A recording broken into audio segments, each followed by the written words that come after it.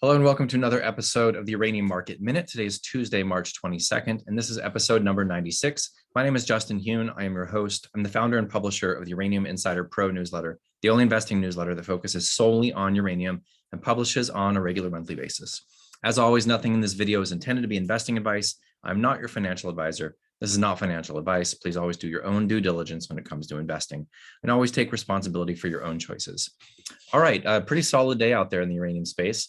A couple of pieces of news that I want to talk about, and one of those in the mailbag section.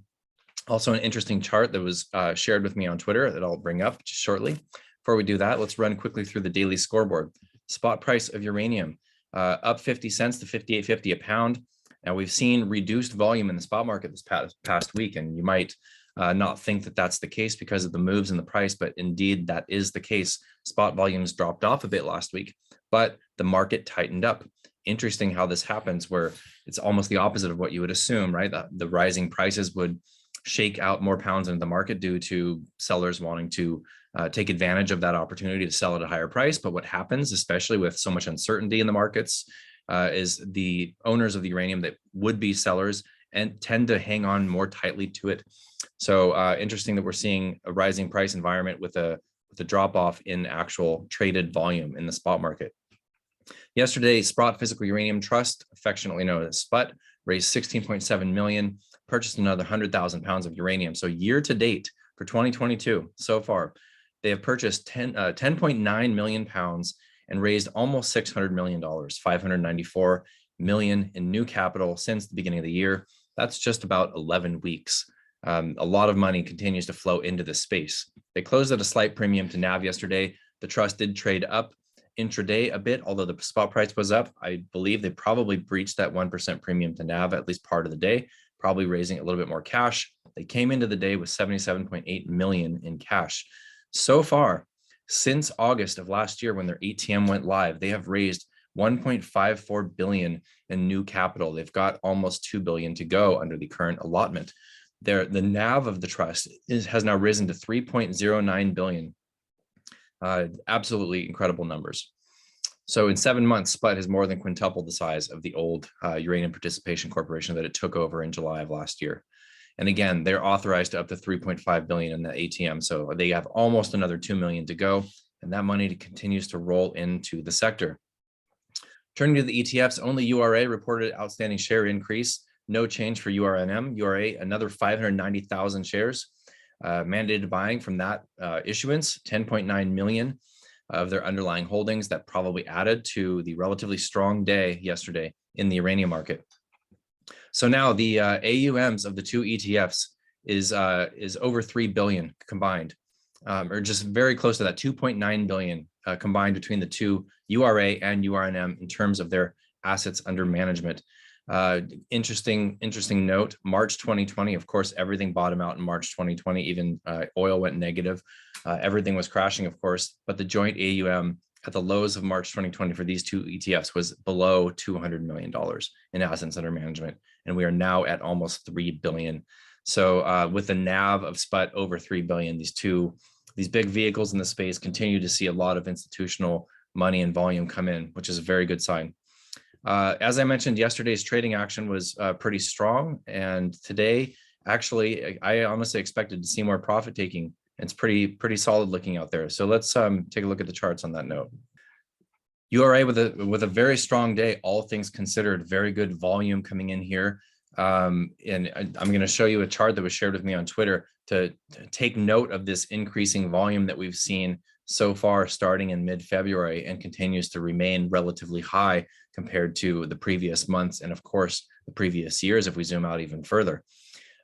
Trading up at almost 1% on the day. We have another 30 minutes of trading. Dip buying came in today as the ETF sold off a bit. Considering the very strong day and the very strong past week or so, the sector is holding up very, very well here on good volume.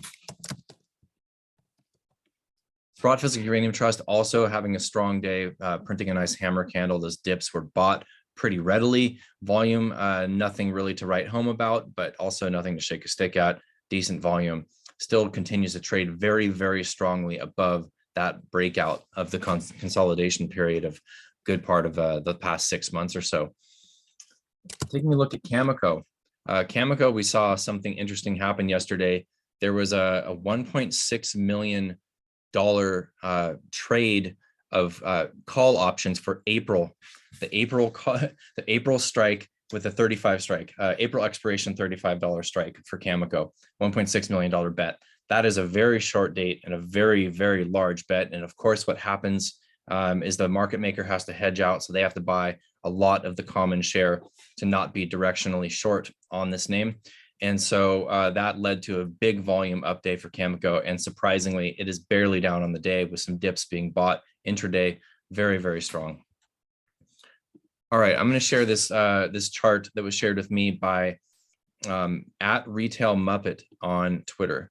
And this is really interesting. So he's following up on this Livermore accumulation cylinder pattern that we're seeing in URA. And I have kept that pattern up as I'm showing the chart on a daily basis. And one of the points that he's pointing out that in order for this pattern to really come into play is each next leg up after a pullback within that accumulation cylinder, each leg up has a new higher level in volume. And so far, we are definitely seeing that. I thought that was a really interesting chart. I appreciate the sharing coming from at Retail Muppet on Twitter. Very, very cool to see. All right, so jumping into the mailbag section, I had a question come into me because there's this new proposal. The SEC is proposing new rules to combat climate change, where public companies will be forced to account for indirect emissions from purchased electricity or other forms of energy. So somebody was asking if that has any implications for nuclear. Short answer, not really sure. Long answer, potentially. And so whether or not you agree with these types of political moves, let's say, to combat climate change, whether or not you think climate change is a concern, whether or not you believe that the government should be taking these sort of actions to combat it. As investors, we're not it's definitely smarter to try to see where the wind is blowing rather than try to impose your will on your investments. So this is very interesting, right? So it kind of ties into a concept that Grant Isaac from Cameco has talked about in the past, something that he calls electron accountability. This is something that we're seeing in multiple different jurisdictions around the world, where you're actually seeing governments impose regulations upon companies and corporations to actually have accountability from where they're buying their electricity from. Now, I don't know exactly how this is going to work because I don't know how many options we really do have. I know where I live in Southern California, I do have the option to purchase electricity that's primarily or entirely coming from the solar farms that are out in the desert. Now, I would have to pay more for that, but that is an option. And so I think that in some jurisdictions, that also is an option. Of course, certain corporations, if they have sufficient land base around their operations, they can enact their own solar energy that can offset their carbon emissions during the day. And so this is something that it's very possible that if this rolls out, now again, this is just a proposal at this point. This has not been inked, or it hasn't been signed off on. But this is definitely something that could be supportive of nuclear. Obviously, if the concern is about climate change and they are blaming this on carbon primarily, then non-carbon emitting electricity sources such as nuclear, which is 20% of the grid in the States, will get a boost from this type of regulation implemented by the SEC, or proposed by the SEC, let's say.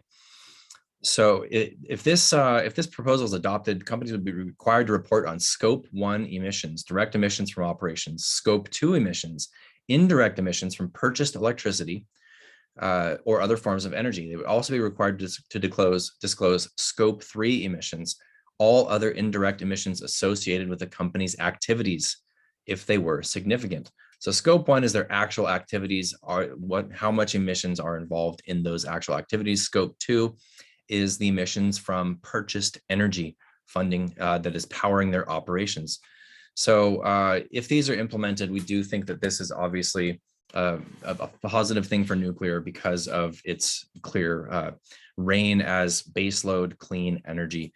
Again, it's important to see where the wind is blowing and see where things are moving, the direction that things are moving politically in various countries around the world. And most countries in the West are moving in a similar direction.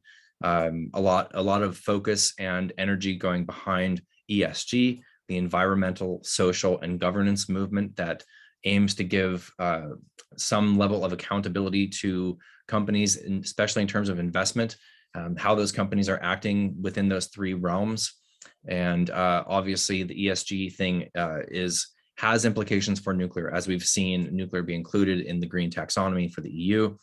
And hopefully, or not hopefully, but if this does pass in the States, we would expect that would be supportive of nuclear energy, generally speaking. So just these overall themes that we watch all the time that have longer term implications for this sector and just kind of add to the overall fundamental bullish thesis for this investment.